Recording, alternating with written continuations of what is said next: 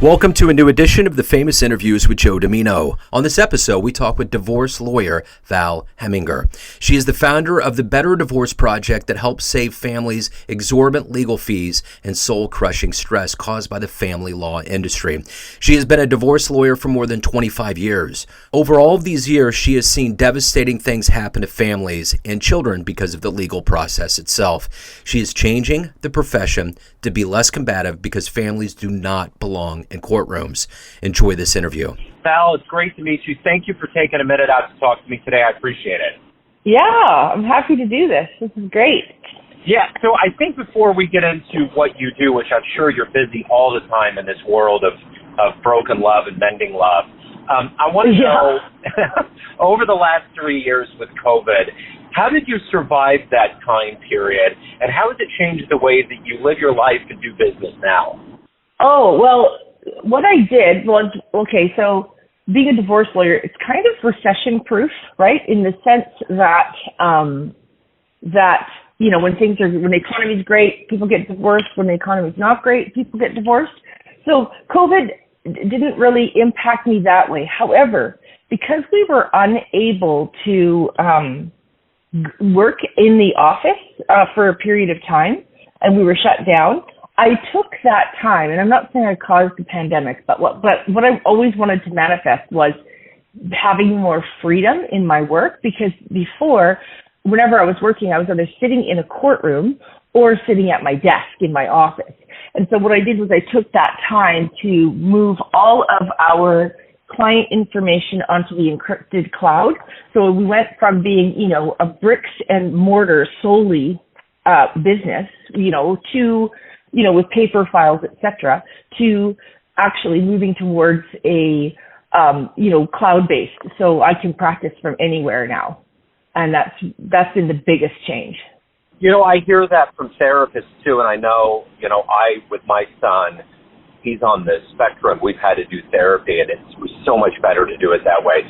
We didn't have to get in the car. We didn't drum up the anticipation. Yeah. We could be mobile. You know, there's so many levels to this. I understand, you know, we learned over this time period the community is important and being together is important, but sometimes you don't have to. You can do it remotely. You can do it a different way. So that's right, yeah.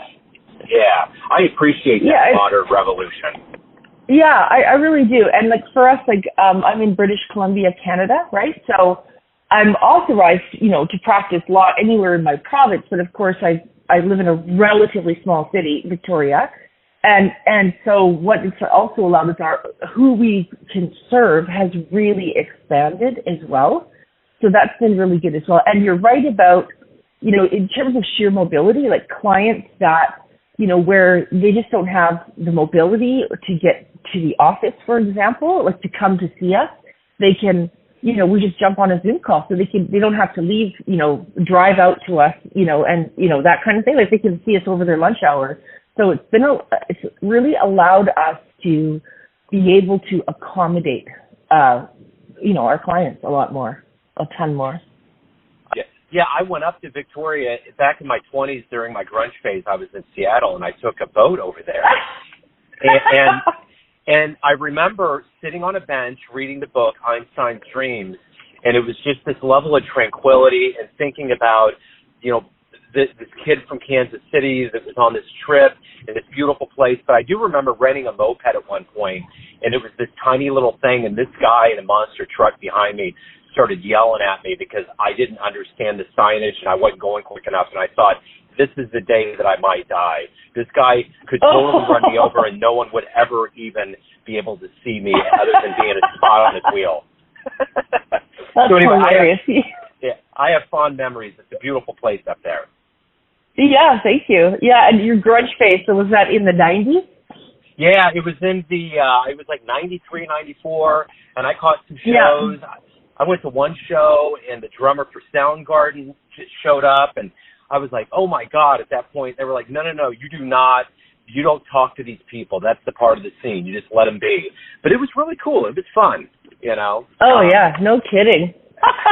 and I was with some old hippies, so I was looking through the weekly, and they were like, what do you want to do? And I thumbed through it in like 30 seconds, and I said, the Grateful Dead's going to be here. Let's go. And I went, and experienced that Wow. 6 months before Jerry died, and that was a trip. Wow. I'd never been to a show where there were, cops on horses, and it was just like, wow, it was a spectacle. So anyway, that was a great trip. I have good memories for sure. Oh yeah, no kidding. Oh yeah, and Seattle's such an interesting town. Yeah, it was wonderful, especially at that point in my life. It was just like I had arrived in Mecca. I went and saw the grave of Jimi Hendrix. There's just so many things that were a part of that were fun. But oh, no kidding. but the Victoria segment was definitely my nature walk, and it was very tranquil and just something I'd never seen before. So it was really cool. Yeah. Oh, that's awesome. Yeah. So yeah, it's a great city to live in. Yeah. Oh, I can only imagine. It seems like the quality of life is wonderful up there. It really is. Yeah. So let's get into exactly what you do. Let's say I put you in front of a bunch of third graders at a career day, and one of the kids looks up and says, "What do you do for a living?" How do you answer them? Well, I tell them, I would say that I'm a divorce lawyer, specifically, and that, really wanting to change the family law industry as a whole. So what often happens is that, people think, okay, I'm going through a separation. I'm going to hire the best lawyer I can. I'm going to get someone who's really aggressive, and, they're going to really fight for my rights. And that is the absolute wrong thing to do, right, for your family, particularly if you're a parent with children, right? Because at the end of the day, of course, you want a lawyer to be assertive and stand up for you and, reach an agreement 100%. And at the same time, the way I always say to my clients is like, you're still a family. It just looks different than you expected, than when you fell in love. When I got married, I didn't plan to get divorced, right? Most people don't.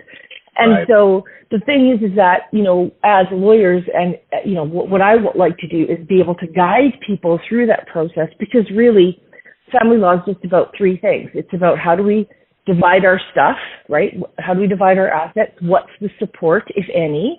And what's the parenting plan for our kids? And there's ways that you can get those answers to those questions in a legally binding agreement without going to war, which then saves everybody, a lot of energy, a lot of emotional turmoil, and a lot of money. So that's my whole thing, And so if I was talking to, a preschooler about it, is saying, being a really effective, good lawyer, if that's something that you want to do, you want to consider that the industry is changing so that people are not in that combat zone all the time, because it's unnecessary and costly for the parties themselves. So I'm going to make an assumption here. It's always the preacher's kid that turns into the wild child. I'm curious with you, did you come from parents that didn't get a divorce? Correct. My mom, yeah, you knew it. Wow. Yes, good guess. Yeah, they were together almost 50 years before my dad passed away. So, and they liked each other. So I come from that, totally. And, wow. and I have 5 older siblings, and they are all in very long-term marriages. And, and I'm the one, well, what did, what did you do, Valerie? What did you do? That's me too. I come from my dad was full-blooded Italian, and, he was married his whole life before he passed. I have siblings. I'm the only one that's been just, what the hell, and it's fine, Sometimes it just takes a lot of trial and error to find the right love that will make you feel alive and right on this planet. There's nothing wrong with that. Yeah. And I certainly had that, and then he changed. So, and so I'm glad I've had that experience, but I wasn't prepared to continue with being in a relationship that was, really brutal.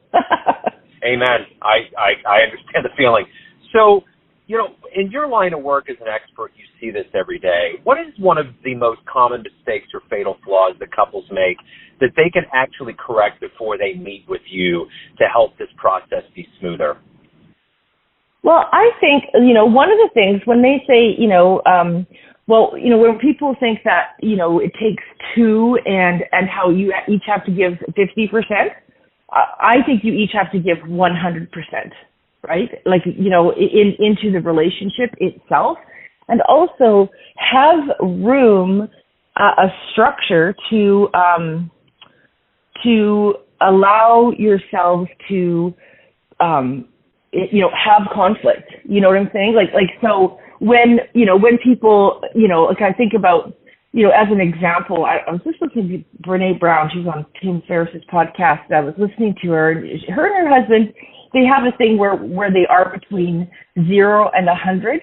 And that they kind of say, this is where I am energy-wise, and if they are combined between two of them, ever less than 100, they sit down together and actually renegotiate their week or month so that they can take some stuff off their plate. And as well, they allow each other like times where they say, they do like a weekly debrief, right? Where instead of getting snappy and upset, on that Friday night or whatever, they actually have a time to say, earlier this week when X, Y, and Z happened, this is how I ended up feeling, so that they give each other feedback, but within a context, almost like planned fighting, which is kind of cool, right? Yeah. So, for somebody like you that's giving a lot, I'm sure that this is, I've been through divorce. It's emotionally draining, and you probably have to have a piece of that you absorb, so to speak. You probably had to have good people to look up to. Who's been a hero for you in your life? Well, my mom and dad. I was adopted, and my mom was a very, very big-hearted person. I was actually, I came to them as a baby in foster care, and they kept me, which I was super glad about. And that's after they had 5 of their own children. And so the thing is that, that's kind of like my mom went to school at 70, and learned how to read. So she always would say, if anything should ever happen to your dad and you kids are all grown up and moved out, I'm going back to school and I'm going to learn how to read, because she was from the prairies and that wasn't a priority for her family, born in the 1923, that kind of thing. And so the fact that she, did that and, stuck to her word and, did go to school and learn how to read. So, that for sure, my biggest hero, 100%. So if you can meet anybody alive on the planet right now and spend some time with them, who'd it be? Probably someone like, if I could hang out with somebody on the planet right now, I think, oh man, that is a great question. And I'm thinking someone like Tim Ferriss, maybe, someone like that. He's my favorite podcast. Or David Sedaris. Do you know who David Sedaris is? Oh, yeah. He's my favorite writer. Yeah, he's wonderful. Yes, I hang out with David and Hugh for an afternoon. David and Hugh and Amy. That's awesome. Yeah, I've been a fan of David's for a long time. So I'm curious, every day we wake up, we have these things that we want to do with our lives, agendas and goals. Yeah. What is it that fuels you through your day? What motivates you and makes you do what you do?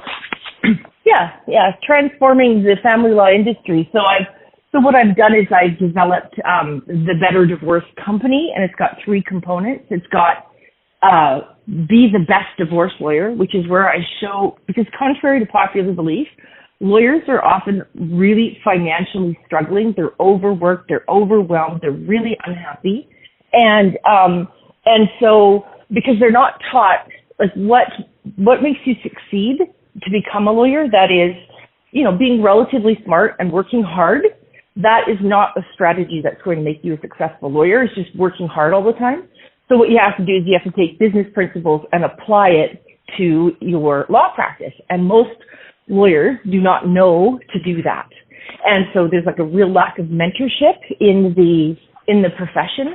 And so it's only when you apply those principles are you able to then succeed. So that's one component. The other component is my law firm, which I've already talked about. And then the third component, it has something called the Better Divorce Project, which is essentially a worldwide, the goal is to have a worldwide influence transforming family law so it is less combative, so that people are, if they are going to hire a lawyer, they hire the right kind of lawyer, one who has dispute resolution training and skills, who's going to get you and your ex-spouse to yes, while avoiding, going to war with each other, if that makes sense. If you can, Yeah. Sometimes, someone's just completely unreasonable and you have to take them to court, right? Yeah, for sure. So how do you quantify a good day? At the end of the day, how do you say that was a good day? When I know that I have moved a client's matter towards a resolution, where my clients, where they feel that, my lawyer really got what's important to me. I felt heard. I felt nurtured. I felt like I got a good result. So that really feels good. And, in terms of, having discussions like this actually really, I love connecting with other people who want to transform the world in a positive way, like with your podcast.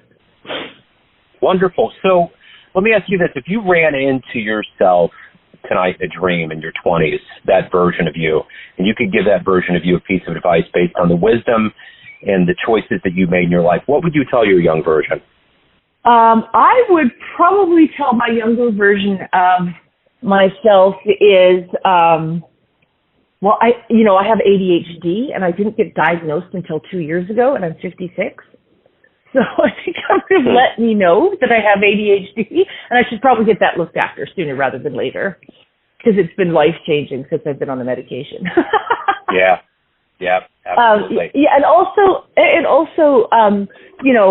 I would also say that, being in the practice of law is going to be way harder than you thought it was going to be, right? And get the help and guidance, sooner rather than later. It wasn't until, I went off on my own, I opened my own practice, hung out my own shingle because I was working for lawyers that didn't resonate with my values or anything like that. But what I didn't realize was the skills I did not have to run a business at first, right? I just did not have those skills at all, and how necessary it was to either get those skills by hiring a coach or consultant or reading about business development. Yeah. So everyone out there has a perception of you, an idea of who they think you are, your family, your friends, your clients, but ultimately you're in control. You live your life. What's your perception of you? Who do you think you are? I think of myself as a extraordinarily driven, and also like my mom, very open-hearted, but I can be quite naive too. That's great. What my friends would say to me is, people who are close to me, they'd say, most people, people have to earn someone's trust before they trust them. I start from the place of trust. and then, I start there. I assume that people are good, as opposed to, I've just met this person, I better keep my cards close to my chest until they have proven that they're a trustworthy person. I'm kind of do it the other way. Like, whoa, that person really, wasn't great. Why did you? Yeah, so that's something that I kind of have that backwards, and that's been good in many ways, but it's also gotten me into the glue in many ways too. So Val, you've been at this for 25 plus years. You obviously know what you're doing very well. Anyone out there that's curious about you, your services, hiring you, anything revolving around your world, where should they go? They should go to thebetterdivorcecompany.com, and you can find my services there. That's the better, there's basically a window there, and so if you're a person going through a separation divorce, you can click one side, or if you're a divorce lawyer who wants help growing your business, running your business, reducing overwhelm, there's two choices, right? Choose your own adventure. Val, hey, thank you for opening up. Thanks for taking time out. This has been great. I appreciate it. Yeah, thank you. Thanks for tuning in to another famous interview with Joe Dimino, where we cover the world of art, literature, business, spirituality, law, and music from around the globe. If you want to hear more interviews, visit Famous Interviews with Joe Dimino on YouTube. You can find us on Spotify and Apple Podcasts as well. Thanks again for listening, and until next time.